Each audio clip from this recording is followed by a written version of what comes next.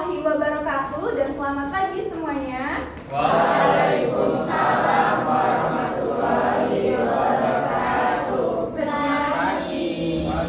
Berdirinya kami di sini adalah untuk menyampaikan hasil diskusi kami.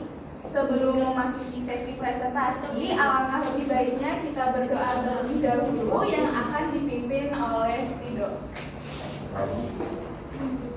Oke, baik teman-teman, sebelum kita memulai kegiatan kita pada pagi hari ini, marilah kita berdoa menurut agama dan kepercayaan kita masing-masing. Berdoa dimulai.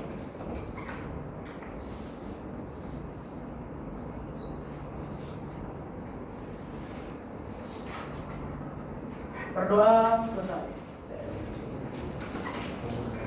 Terima kasih kepada Ridho. Selanjutnya, kami dari kelompok 3 akan membahas mengenai topik, tema, kerangka, dan citasi. Sebelumnya, saya izin memperkenalkan diri. Saya Sandrina Fatimah Zahra sebagai moderator yang akan memimpin jalannya presentasi pada hari ini.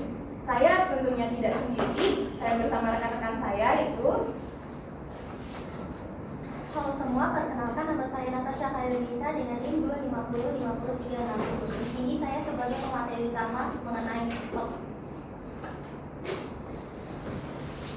Perkenalkan nama saya Estri Ramadini dengan NIM 250503611 sebagai pemateri 2. Perkenalkan nama saya Adi Sunia Agustian dengan NIM 250503614 sebagai pemateri ketiga. Oke, halo semuanya, perkenalkan saya Ridho Ahmad Sofyan dengan NIM 255036002 sebagai pemateri ke-4. Halo semuanya, perkenalkan nama saya Syifa Nur Fadila dengan NIM 250503604 sebagai pemateri.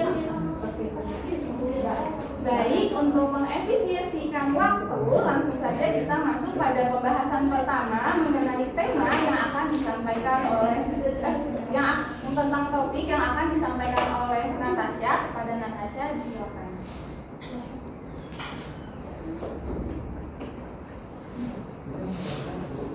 Baik, di sini saya akan membahas tentang topik. Di sini terdapat pengertiannya. Nah, pengertian itu topik adalah suatu isu atau pokok persoalan yang sifatnya masih umum dan abstrak.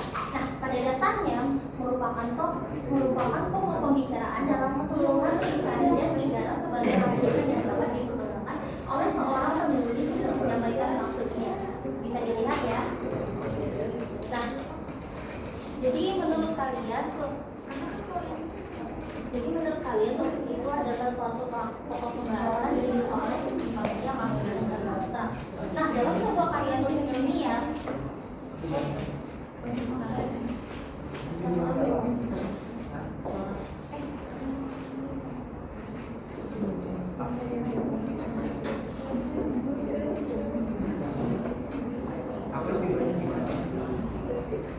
jadi dalam penulisan karya tulis ilmiah, hal pertama yang harus kalian lakukan adalah menentukan topik. Nah, kenapa topik itu penting? Karena topik itu mencakup keseluruhan teks, baik dari tema dan juga pokok permasalahan yang ada dalam sebuah teks. Misalnya kalian mau menulis apa?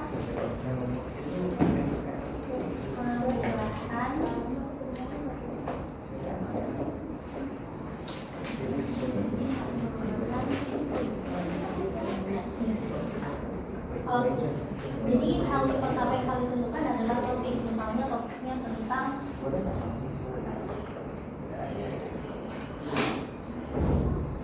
penyerawan.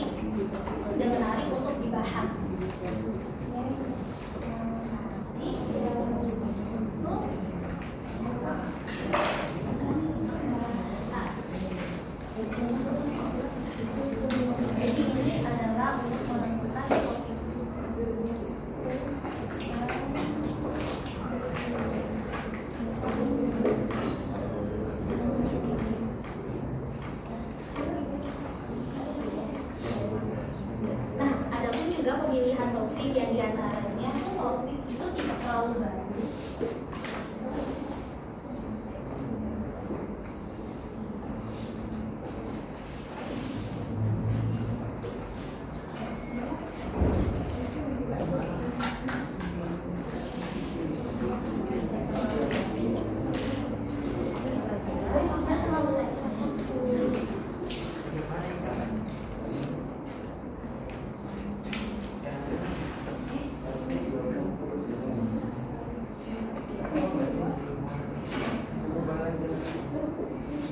Terus itu yang ketiga itu tidak terlalu kontroversial.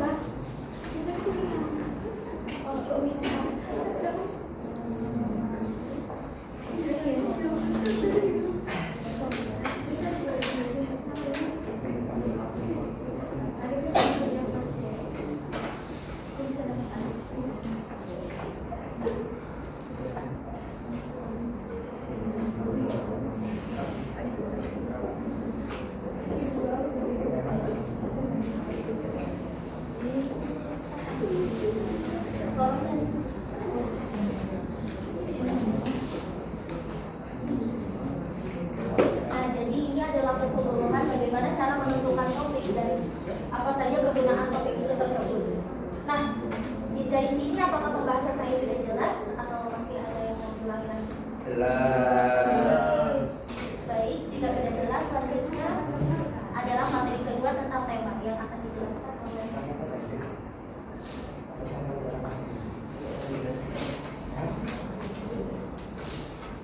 Jadi di sini saya akan menjelaskan tentang tema.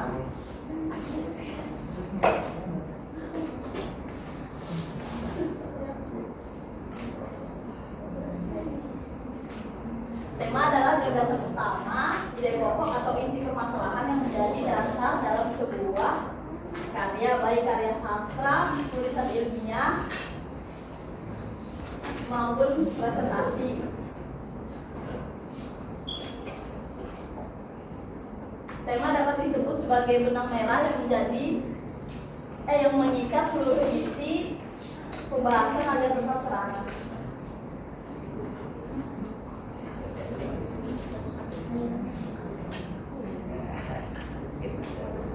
Dalam sebuah cerita, tema dapat berupa hal-hal yang dekat dengan kehidupan, misalnya persahabatan, keluarga, pendidikan, atau lingkungan.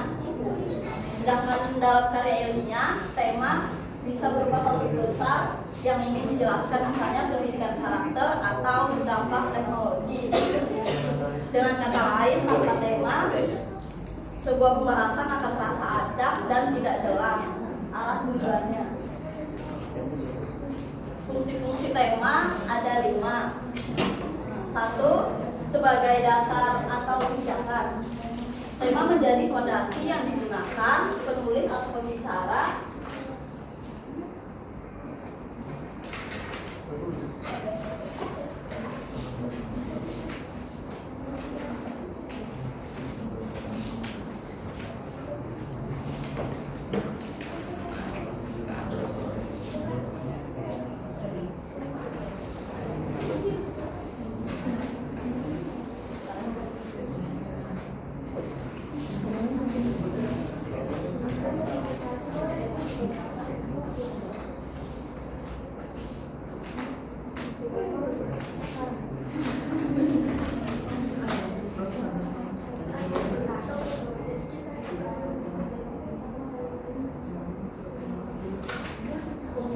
memberi arah dan fokus pada karya, sehingga unsur-unsur lain seperti plot, tokoh, dan latar saling mendukung dan konsisten,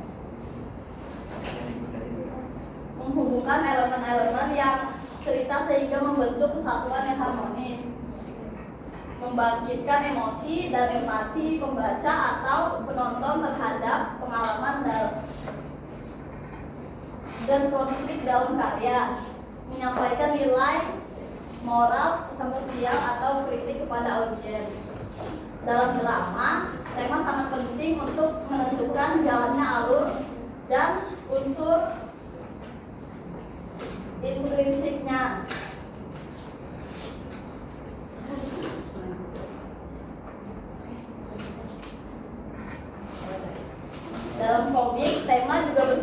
sebagai acuan visualisasi gambar dan kata agar pembaca dapat menangkap pesan dengan mudah serta memberi identitas khas pada komik tersebut.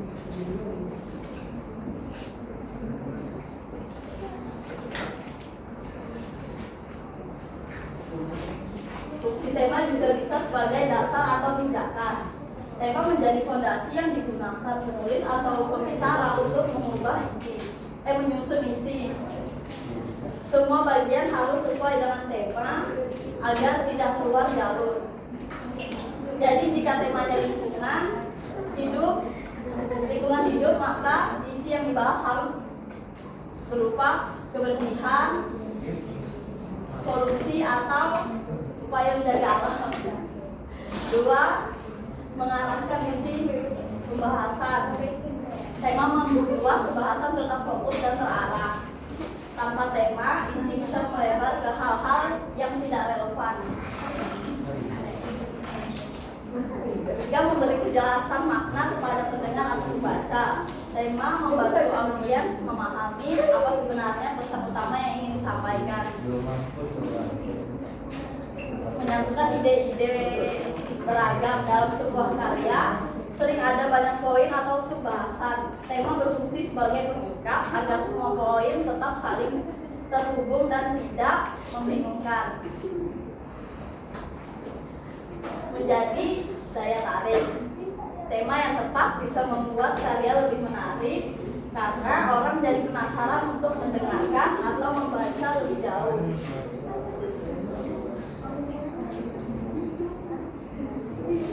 Saya kembalikan ke moderator. Baik, terima kasih kepada Natasha dan Dina. Apakah teman-teman sudah bisa membedakan tentang topik dengan tema? Sudah. Baik, selanjutnya kita masuk ke materi ketiga mengenai kerangka yang akan dijelaskan oleh Ade. Kepada Ade, silakan. Baik, di sini saya akan menjelaskan tentang kerangka. Teman-teman pasti pernah bingung nih, bagaimana cara membuat karya tulis ilmiah, gagasan maupun karangan itu harus mulai dari yang mana? Nah, solusinya itu adalah kerangka. Kerangka itu seperti cetak biru bangunan. Kalau ada kerangka, tulisan kita itu lebih terarah dan mudah dipahami.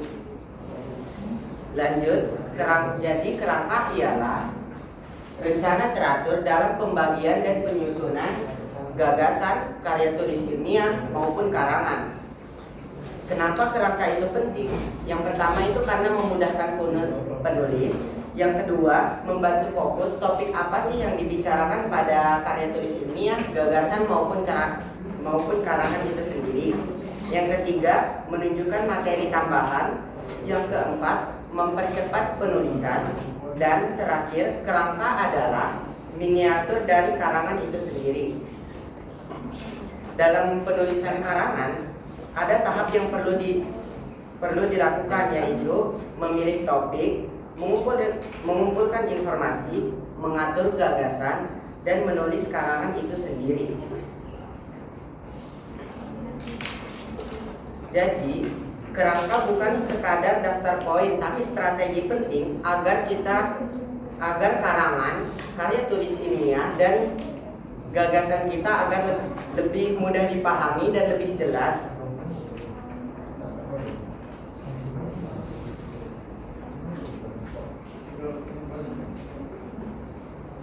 Kerangka sendiri itu mencakup rencana kerja, mengandung ketentuan bagaimana menyusun kerangka. Kerangka bisa membantu penyusunan menjadi lebih logis dan teratur, serta membantu membedakan ide utama dengan ide tambahan.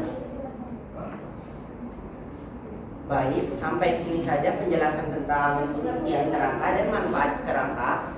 Selanjutnya saya kembali ke penjelasan.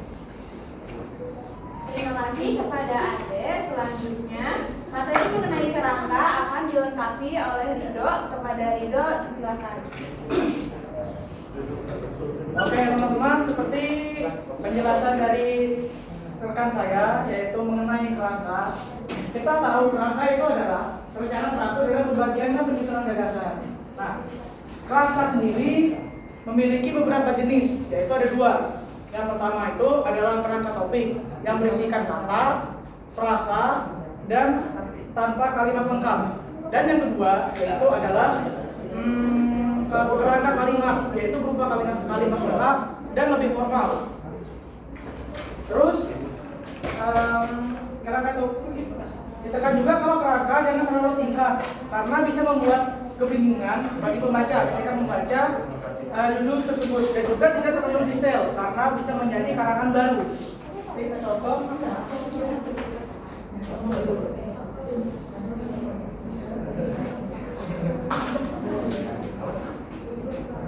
Kita contohkan, misal ini adalah materi bab 2, ini adalah makalah.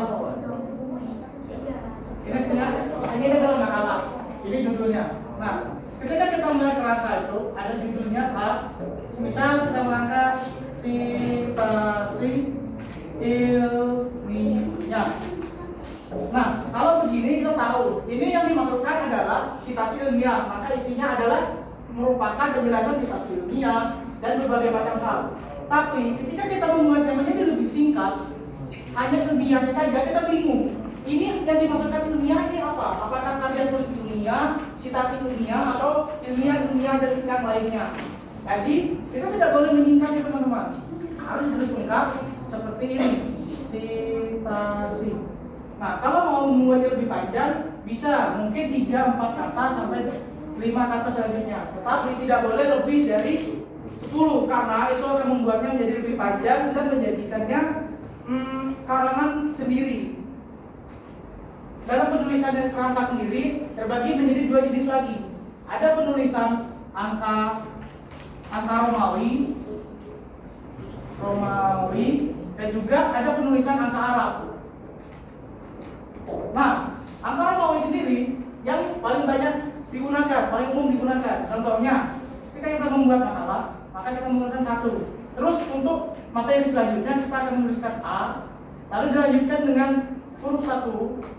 Nomor 1, dilanjut lagi dengan A kecil, lalu dilanjut lagi dengan 1 huruf. Nah, kerangka ini yang dinamakan kerangka Romawi. Sedangkan kalau kerangka huruf Arab, dia seperti ini teman-teman. 1.1, 1.1,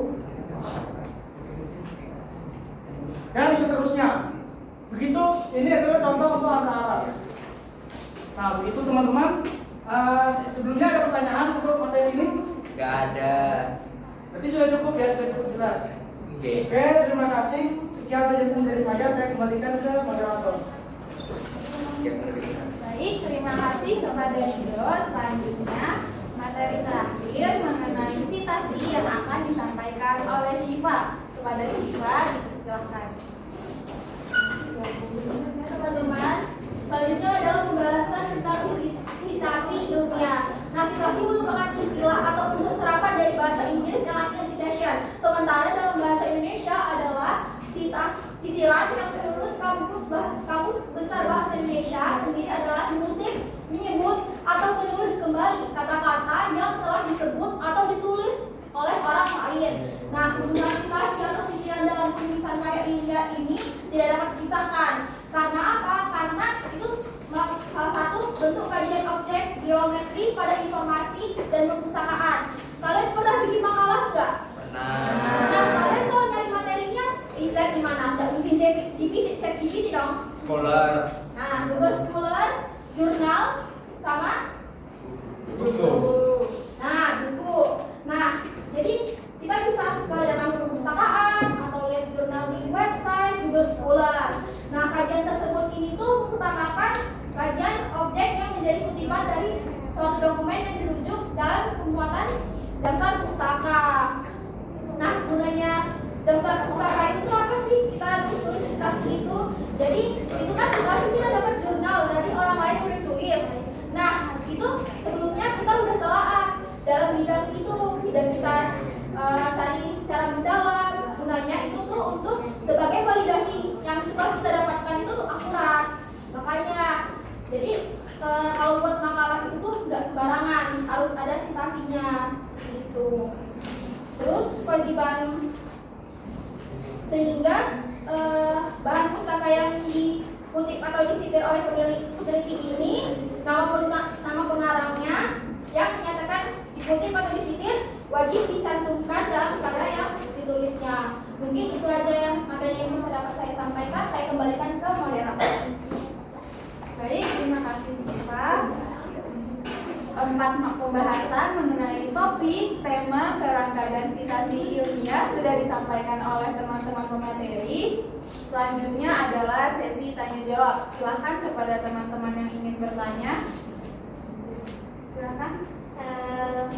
Perkenalkan, saya Sakadia Sinyanti dengan NIM 250503603. Saya ingin bertanya, mengapa penting bagi seorang penulis untuk memahami perbedaan antara opini pribadi dengan fakta sebelum membuat karya ilmiah?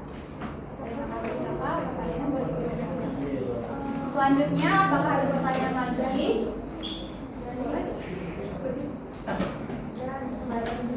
Perkenalkan, nama saya Citra Amra dengan NIM 29. Pertanyaan saya, apa hubungan antara plagiarisme dengan etika akademik dalam penulisan karya ilmiah? Dari kelompok berapa? Kelompok 2. Baik, terima kasih. Pertanyaannya boleh dikirim ke WhatsApp ya.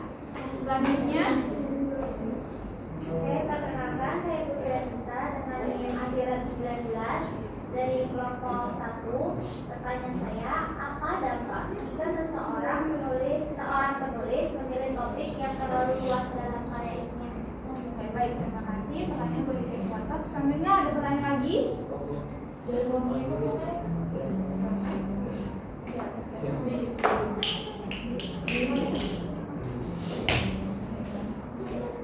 Nama saya Khairul Azhara dengan NIM 31. Jadi di sini saya ingin bertanya, mengapa daftar pustaka itu dianggap sebagai bagian penting dalam sebuah karya ilmiah? Baik, terima kasih Kayla. Pertanyaan boleh dikirim ke WhatsApp. Apakah ada lagi teman-teman? Kalau tidak ada, saya cukupkan. Kami izin berdiskusi sejenak untuk menjawab pertanyaan teman-teman semua.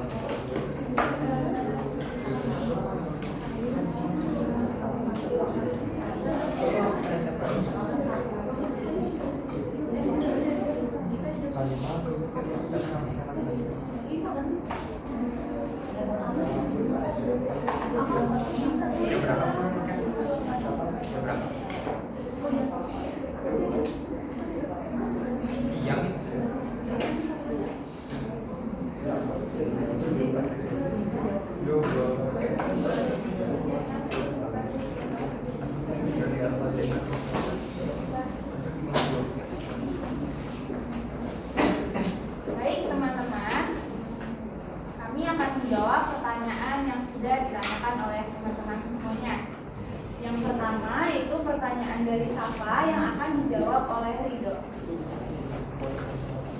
Oke, tadi pertanyaan dari saudari Safa yaitu mengapa penting bagi seorang penulis untuk memahami perbedaan antara opini pribadi dengan fakta sebelum membuat karya ilmiah. Betul? Nah, jawabannya karena karya ilmiah menuntut objektivitas, menuntut fakta, kebenaran yang ada di dalamnya, bukan hanya sekedar opini. Nah, fakta memberikan dasar yang bisa diverifikasi agar bisa digunakan untuk kepentingan-kepentingan selanjutnya. Sedangkan opini bersifat subjektif. Jika penulis tidak bisa membedakan antara fakta dan opini, maka kredibilitas dari sebuah karya tulis ilmiah tersebut akan hilang. Karena kita tidak tahu isinya itu adalah fakta atau yang fakta benar-benar fakta atau hanya opini belaka. Begitu. Sudah terjawab? Sudah terjawab, terima kasih. Oke, sama-sama. Saya kembalikan ke moderator. Selanjutnya, pertanyaan dari Cinta akan dijawab oleh Tasya.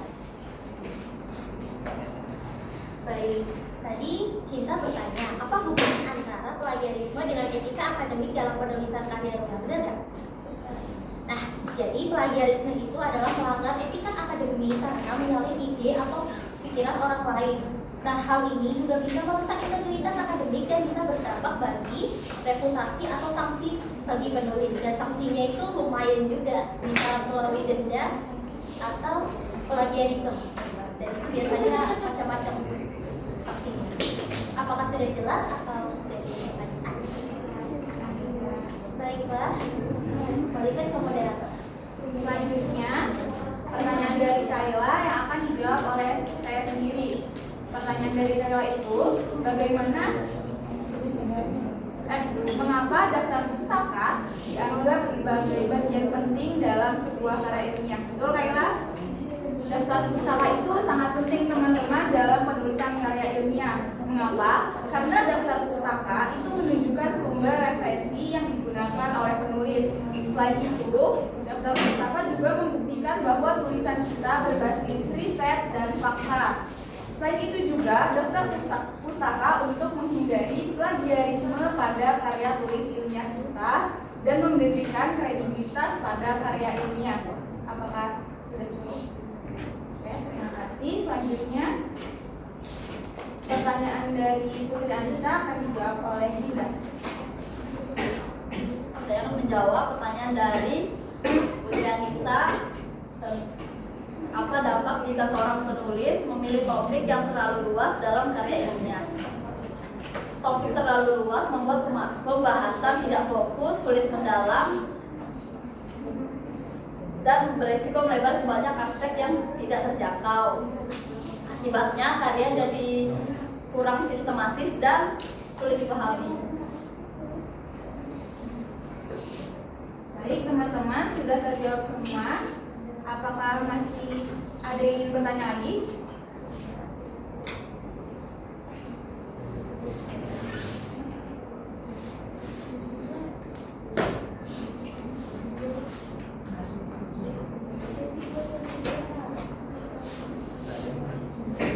Baik, terima kasih kepada kelompok tiga yang telah memberi saya kesempatan untuk bertanya. Tetapi sebelum itu, perkenalkan nama saya Masyarakat dengan NIM 01. Saya bertanya tentang bagaimana peran bahasa Indonesia yang baik dan benar dalam penulisan karya ilmiah. Terima kasih. Baik, terima kasih pertanyaannya. Apakah ada lagi?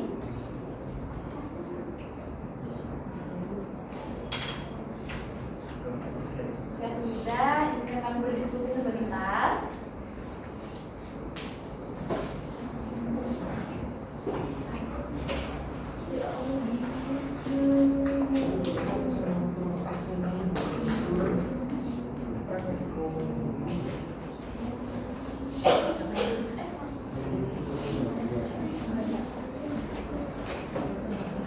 Baik, pertanyaan dari Nasya akan dijawab oleh Ade.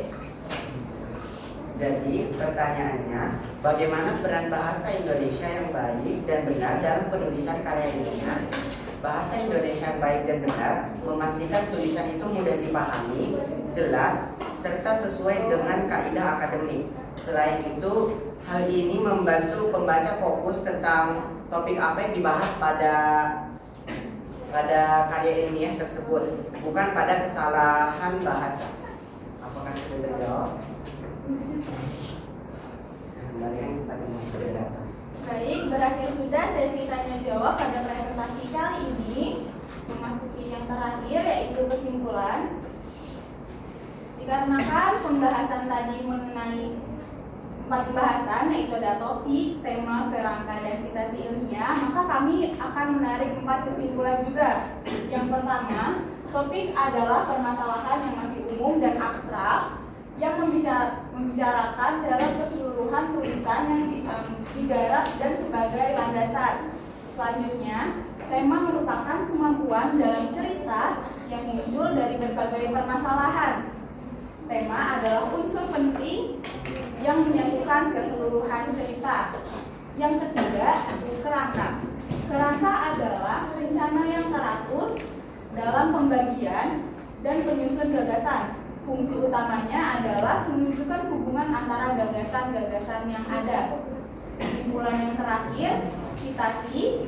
Sitasi atau sitiran menurut Kamus Besar Bahasa Indonesia sendiri adalah mengutip, tahu menyebut atau menuliskan kembali kata-kata yang telah ditulis oleh orang lain. Tujuannya menulis kembali informasi berupa ide, konsep, data, atau fakta dengan menyebutkan sumber. Diperolehnya informasi tersebut serta membuktikan kepemilikannya. Mungkin itu yang dapat kami sampaikan, kurang lebihnya mohon maaf. Saya Sandrina Fatimah Zahra sebagai moderator pamit undur diri. Wassalamualaikum warahmatullahi wabarakatuh dan selamat pagi. Waalaikumsalam.